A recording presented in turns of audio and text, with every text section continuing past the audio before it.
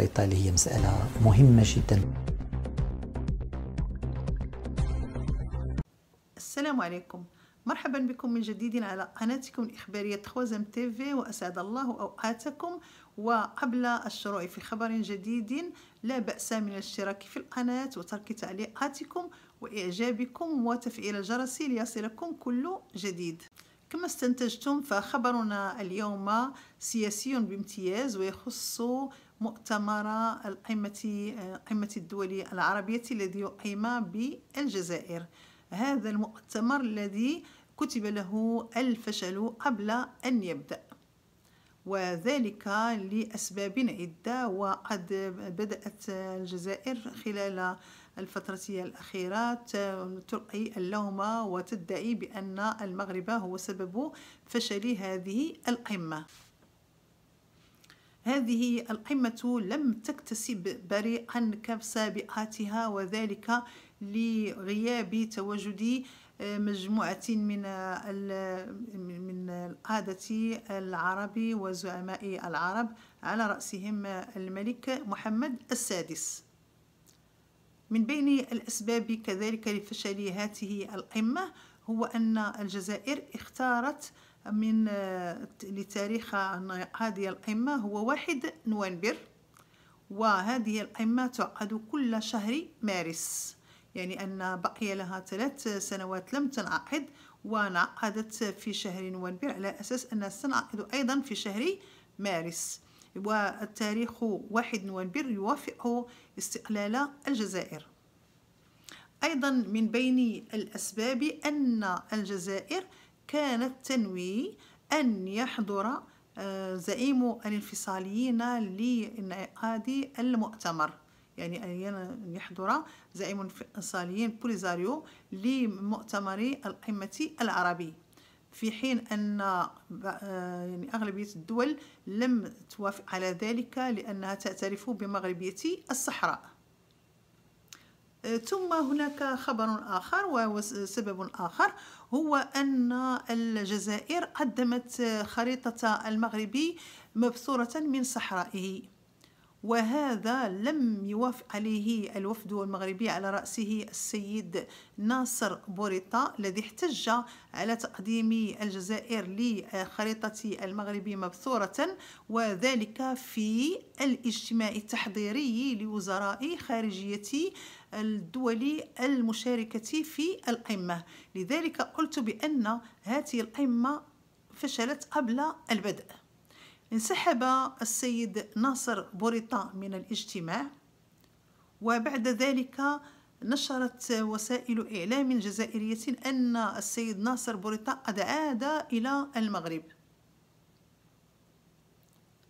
ليخرج بعد ذلك مصدر مسؤول رفيع المستوى مغربي ليكذب هذه الإشاعات، ويقول بأن السيد ناصر بوريطة لم يغادر الجزائر، بأنه باق في الجزائر ليحضر القمة، وذلك بتعليمات من جلالة محمد السادس، وبأن ذلك ينافي الأعراف والقواعد الدبلوماسية المغربية، لأن ناصر بوريطة كمسؤول دبلوماسي مغربي سيبقى في الجزائر ليحضر القمة ليدافع عن حقوق بلاده المشروعة وعن أحقية الصحراء بأنها مغربية، وذلك كملف شرعي للبلاد، وبأنه يدافع عن مقدسات المغرب.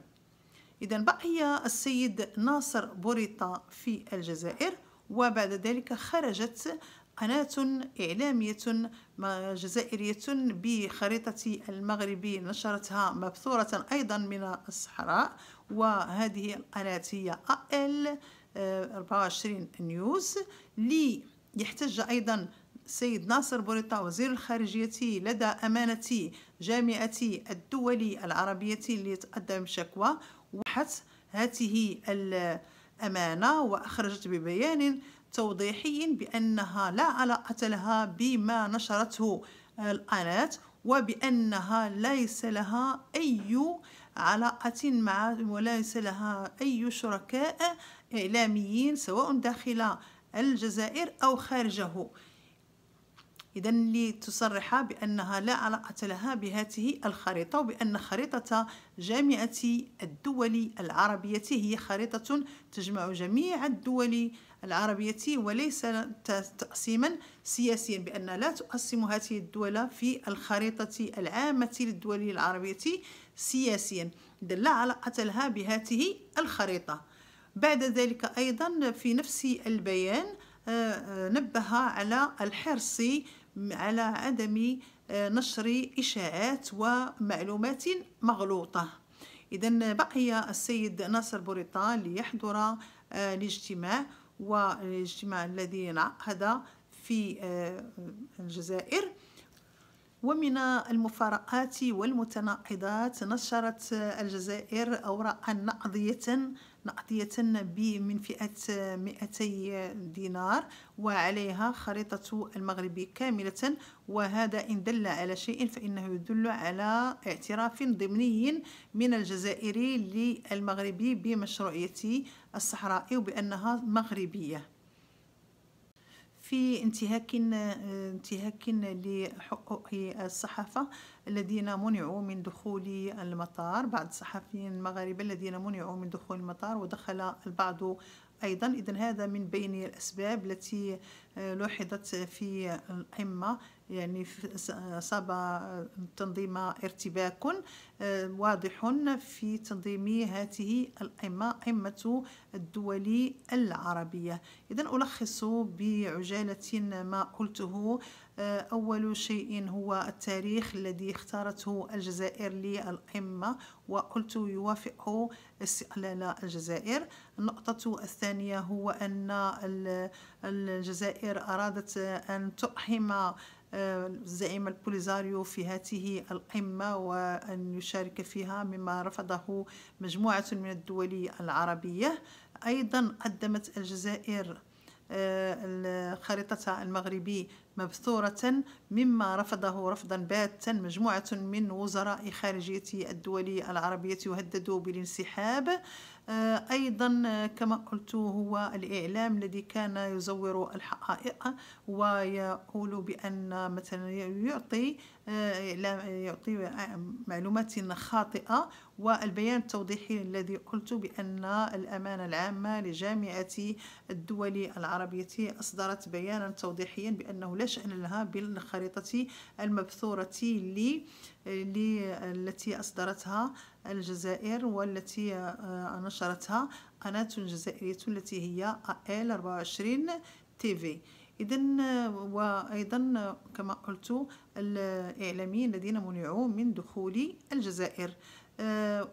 أصدرت الجزائر أوراقا نقدية تحمل خريطة المغرب وهي كاملة، وهو اعتراف ضمني من الجزائر للمغرب. أيضا من ملاحظات، فقط هذه ملاحظة بين قوسين، هذه الأوراق تحمل كتابة باللغة الإنجليزية فقط للتوضيح، عوض اللغة الفرنسية تبقى علامة استفهام كبيرة. إذن هذا ما استقيته لكم. إن شاء الله في فيديوهات لاحقة إذا وصلني جديد سأنشره لكم بإذن الله تعالى. إلى ذلكم الحين دمتم في رعاية الله وحفظه، والسلام عليكم ورحمة الله تعالى وبركاته، واللهم صل وسلم على سيدنا محمد وعلى آله وصحبه أجمعين.